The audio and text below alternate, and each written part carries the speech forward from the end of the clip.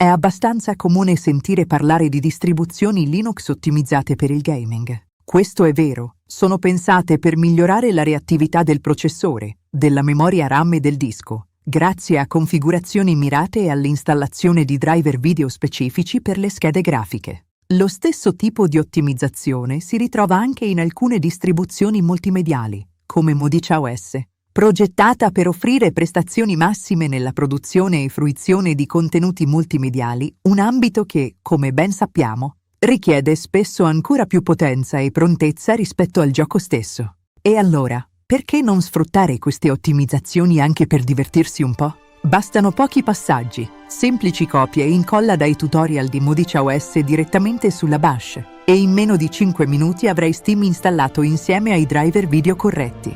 Risultato? Un'esperienza di gioco pazzesca.